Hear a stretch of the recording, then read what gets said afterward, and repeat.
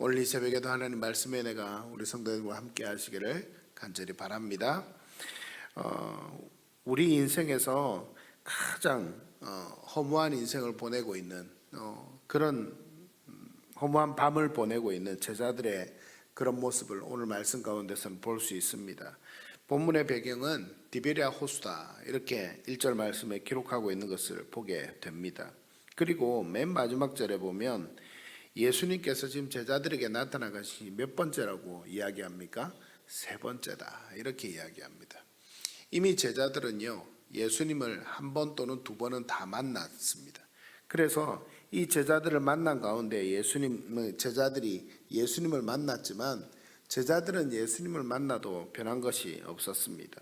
죽음을 이기신 예수님을 보았으니 세상이 뒤집히고 대단한 일이 일어날 줄 아마도 그렇게 제자들은 알았을 것입니다. 그런데 주님을 한 번 또는 두 번 이미 부활하신 주를 만났지만 현실은 그대로였습니다. 여전히 배가 고프고 먹고 살 길이 막막했습니다. 제자들은요, 예수님이 따르라고 하니까 최소 제일 많이는 3년까지 예수님을 따라서 다녔던 제자들이었습니다. 자신의 하던 모든 것들을 다 놓고 주님을 따라 다녔습니다. 그러니까 예수님이 이제 십자가에 못 박혀 죽으시고 난 뒤에 제자들의 삶이 막막한 것은 당연한 것입니다. 그래서 3절 말씀을 보면 베드로는 이야기합니다. 나는 물고기 잡으러 가노라. 나는 물고기 잡으러 가노라. 여러분, 이 말을 하는 이 베드로의 말의 그 뉘앙스가 좀 어떻습니까? 그냥 물고기 잡으러 간다, 난 평상시에 내가 이제 일을 하러 가야 하니까 물고기 잡으러 가야 된다, 이 말이 아니지요. 그냥 베드로가 주님을 기대하고 그렇게 살았던 그 삶 가운데 이제 더 이상 소망이 없으니 제자들과 같이 디베랴 호숫가에서 이제 가 있는데 원래 어부였던 자신으로 돌아가서 나는 이제 물고기만 잡으러 갈란다, 이런 말입니다. 나는 이제 물고기나 잡으러 가야겠다, 이렇게 제자들에게 한탄하듯 이야기하는 그런 어투가 바로 나타나는 것이 아니겠습니까? 나는 이제 옛날로 돌아가련다, 예수님을 따랐지만 결국 남는 게 없구나, 이렇게 말하는 듯합니다. 결국 낙심과 허탈함이 담긴 고백, 그런 고백이라는 이야기입니다. 사랑하는 성도 여러분, 우리도 하나님을 믿고 신앙생활을 하지만 그럴 때가 있지 않습니까?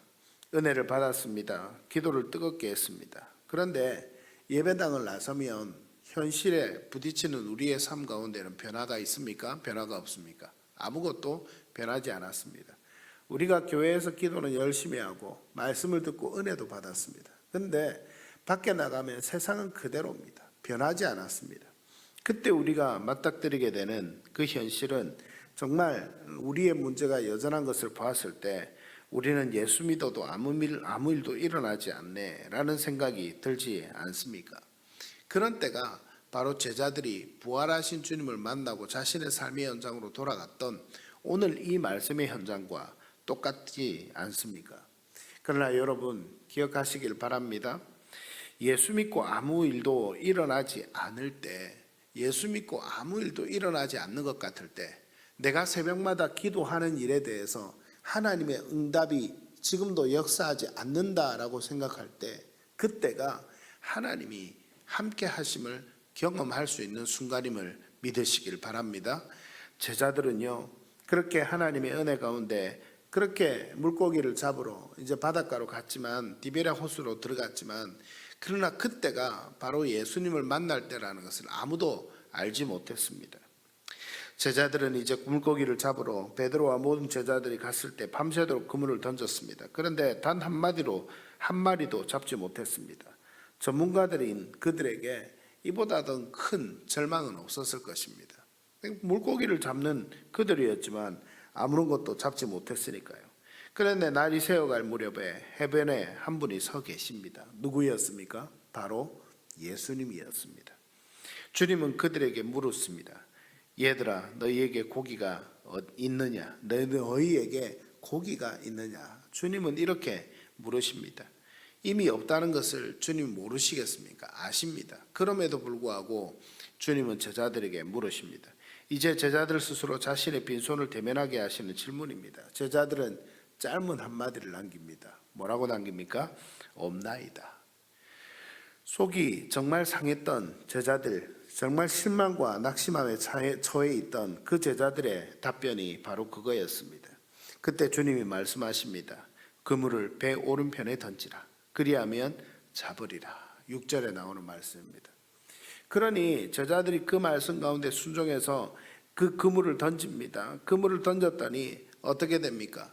153마리나 잡히는 역사가, 그물이 찢어지도록 잡히는 역사가 나타나는 것을 보게 됩니다. 제자들은요, 주님인 줄도 몰랐습니다. 그러나 그 음성에 순종했을 때의 결과는 어땠습니까? 하나님의 기적을 경험하는 그런 역사가 있었던 것입니다. 오늘 우리가 이 말씀을 통해서 함께 보게 되는 것은 주님은 우리를 잊지 않으신다는 사실입니다. 주님은 실패한 것 같고 낙담한 것 같고 더 이상 삶의 소망과 힘이 없는 것 같고 힘을 잃어버린 그런 제자들에게도 주님은 함께 하신다는 사실입니다. 우리가 실패 현장에서 땀 흘릴 때 주님은 바닷가에 서서 우리를 지켜보고 계신다는 사실입니다. 주님은 구체적인 길을 제시하십니다. 막역한 위로가 아닙니다. 주님은 배 오른편에 그물을 던지라 구체적으로 말씀하시면서 그 삶을 인도하십니다. 그리고 그들의 빈 그물을 채워주셨습니다. 오늘 우리의 삶 가운데 제가 조금 전에 드렸던 말씀같이 더 이상 소망이 없고 힘이 없고 낙담되고 허탈하고 그런 상황을 맞이할 때, 신앙생활을 하지만 내 삶 가운데 아무런 변화가 없다고 이야기할 때, 그때 주님은 우리에게 찾아오셔서 말씀하시는 분이심을 반드시 기억하시길 바랍니다. 우리가 새벽마다 그래서 낙담하지 아니하고 하나님 앞에 기도하며 나아갈 수 있는 이유가 바로 그것입니다. 하나님께서 우리를 기억하신다는 사실입니다. 주님께서, 예수님께서 우리를 기억하시고 우리와 함께 하신다라는 사실입니다. 이제 이렇게 물고기를 잡고 바다로 올라온, 이제 주님이심을 알아보고 함께 올라온 제자들이 육지에 올라왔을 때 놀라운 광경을 보게 됩니다. 숯불이 피워져 있고 그 위에 생선과 떡이 놓여 있는 것을 보게 됩니다. 밤새 추위와 배고픔에 떨었던 제자들을 위해 주님이 직접 조반을 차려 놓으신 겁니다. 오늘 이 성경 본문에서 우리가 가장 좀 주목해 봤으면 좋겠다 하는 본문이 바로 이것입니다. 주님의 성품을 깊이 한번 볼 수 있습니다. 만약 여러분 우리 같으면 어떻게 했겠습니까? 우리가 예수님이라면 이렇게 부활하신 자신을 나타내셨고 보여주셨는데 그 주님을 만나고도 다시 자신의 삶의 연장으로 돌아가서 물고기나 잡고 있는 그 제자들을 보았을 때 주님의 마음은 어땠을까요? 내가 부활한 걸 2번이나 보여줬는데 고작 한다는 게 고기 잡는 거냐? 나를 3번이나 부인하더니 정신 못 차리고 있는 거냐 베드로야? 이렇게 호통을 쳐야 마땅한 것 아니겠습니까? 그러면서 그들이 다시 주님을 붙잡고 살도록 할 법도 합니다. 그러나 주님은 단 한마디의 호통이나 단 한마디의 질책도 하지 않으십니다. 12절 말씀을 보십시오. 와서 조반을 먹으라. 그렇게 밤새도록 물고기를 잡고 아무것도 잡지 못했던 제자들에게 말씀하셔서 물고기에 그물이 채워졌을 때에 물고기가 그물에 채워진 것을 경험하고 나니 비로소 그들이 지친 몸으로 바닷가로 나왔을 때, 호숫가로 나왔을 때 그들에게 하는 단 한마디, 와서 조반을 먹으라. 그 말을 들었던 제자들이요 어땠겠습니까? 주님은 제자들의 자존심을 건드리지 않습니다. 오히려 그들의 허기를 채워주셨습니다. 직접 떡과 생선을 가져다가 그들의 손에 쥐어주시고 먹여주십니다. 이것이 우리 주님의 사랑입니다. 여러분 기억하십시오.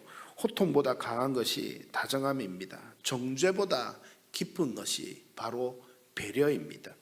주님은 지금도 우리의 지친 어깨를 보시며 많이 힘들었지? 와서 좀 먹어보렴. 이렇게 어쩌면 말씀하고 계시는지도 모르겠습니다.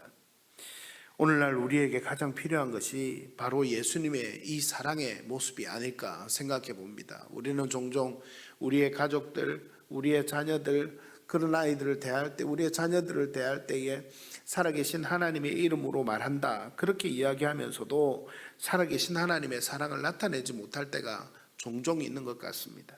그러나 주님은 오늘 제자들에게 나타나셔서도 바로 그 사랑의 위대함을 보여주고 계시는 것을 자세히 보시기를 바랍니다. 그리고 마음에 새겼으면 좋겠습니다. 말씀을 마치면서, 말씀을 맺으면서 우리 성도님들과 마지막 나눔을 합니다. 하나님께서 우리에게 원하시는 것이 있는데 그것이 무엇이냐면 우리가 머리로 하나님을 아는 것보다 하나님을 직접 만나는 경험을 하기를 하나님은 원하신다라고 하는 사실입니다. 오늘 성경 말씀을 보면 요한은요 주님을 먼저 알아봅니다. 베드로는요 그런 말을 듣고 자신의 겉옷을 두른 후에 바로 바닷가로 뛰어듭니다. 나머지 제자들은 그렇게는 하지 못하지만 작은 배를 타고 물고기를 끌고 바다로 다시 호숫가로 나와서 주님을 만나는 것을 볼 수 있습니다. 참 다양합니다. 그런데 그 다양한 제자들의 모습 속에서 한결같이 그들을 외면하지 않으시고 모든 제자들을 향해서 찾아가시는 그 예수님을 보게 됩니다. 말씀을 머리로만 이해하는 것이 아니라 직접 주님을 만나서 경험했을 때에 그들은 하나님을 비로소 사랑하고 찾아가는 그런 믿음을 가질 수 있었던 것입니다. 오늘 이 새벽에도 나를 찾아오신 주님을 만나는 은혜가 우리 성도님들 가운데 있게 되기를 간절히 축복합니다. 주님이 주시는 조안을 먹으십시오. 그리고 우리의 지성을 넘어서 역사하시는 주님을 직접 만나고 경험하는 은혜가 있었으면 좋겠습니다. 오늘 이 하루가 지식으로만 알던 예수님이 아니라 나의 삶을 다정하게 만지시고 예수님을 경험하게 하기를 원하시는 그 하나님의 사랑 가운데 나아가는 하루가 되시고 오늘 이 새벽에도 그 주님께 더 가까이 나아가서 간절한 기도로 나아갈 수 있는 이 새벽 시간이 되시기를 축복합니다.